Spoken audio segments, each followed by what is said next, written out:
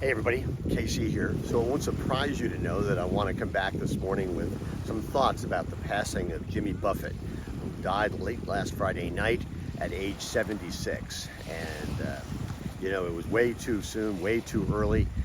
It won't surprise you that when I started taking notes, one of the first things I wrote down is, gee, summer really is over. And I'm feeling, to be honest with you, a little sheepish since on Thursday, I did a video in which I talked about the Margaritaville in New York City and how I wasn't necessarily sure it was on brand. I was showing a little bit of skepticism. Feeling a little weird about that, although, let's face it, that didn't kill him. And listen, Buffett over the years had flops. In two shows, they went to Broadway. One show that went to Broadway and wasn't successful, had a great tour. Another show that never even made it to Broadway. And he was pretty upfront about the fact that not everything worked. What I was really talking about on Thursday was the idea of a sustainable and durable brand. And listen, what do I know? He was a billionaire. I'm not. I'm sure he knew a lot more about this stuff than I did. But the thing about his brand is it was partially amazing because he built it because he really wanted to control his business at a time when record companies and merchandisers would take advantage of artists. He established his own record label. He controlled the making of t-shirts. He created stores and shops and things like that because he wanted to control the brand. And it wasn't just about money, it was also about quality and controlling the customer experience. In a lot of ways, what Taylor Swift is doing now is like Jimmy Buffett on steroids in terms of controlling as much as she can about her own career. The thing about Jimmy Buffett is he was an amazingly smart and talented person. I mean, no less the person that Bob Dylan once said that Jimmy Buffett was one of his 6 favorite songwriters. And once he played A Pirate Looks at 40 at one of his concerts, totally blew Buffett away.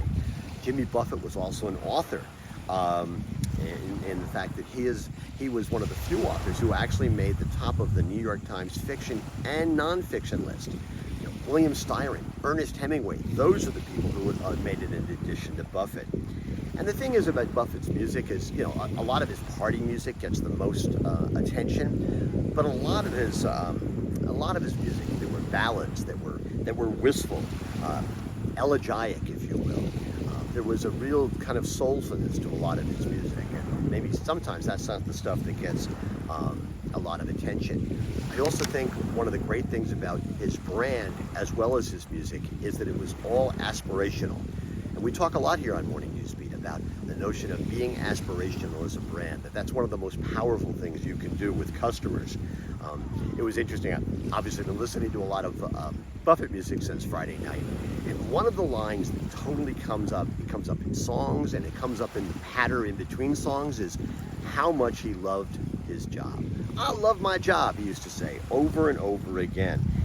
That signifies a level of authenticity that I think is hard for any brand to replicate. It's really hard to fake. Buffett really got that well. One of the really interesting things was on Saturday night, Saturday afternoon, late in the afternoon, Mrs. Content Guy and I decided to go to a couple of local liquor stores because we didn't have the makings of margaritas at home, and then we thought that would be a great way to sort of toast the passing of Jimmy Buffett. Stores were sold out. And a couple of the people looked at me and said, yeah, for some reason we sold out all this margarita stuff this morning. And I pointed out to them they hadn't read the news that Jimmy Buffett had died. We had to go out for margaritas. But to come back to where I started, a brand is all about being sustainable. A brand is all about being durable. And that's really, really important. It's interesting. I'm 68 years old. And I don't know how durable or sustainable the hotels and all that kind of stuff will be. But I believe firmly that his music is going to be durable and sustainable. I'm absolutely convinced. I've been listening to Buffett music my entire adult life. 68, I'm sure I'll be listening to him when I'm 78, when I'm 88. I hope I'm listening to him when I'm 98 and 108. I think that's the kind of durability his music is going to have for generations of people. Because here's the thing about his music.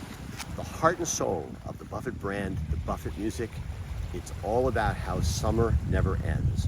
So even after a weekend in which a lot of Buffett fans were probably saying, oh my God, summer really is over, we've got his music. And we know that, at least from that perspective, summer never really ends. Anyway, that's what's on my mind this morning. And as always, I want to hear what's on your mind.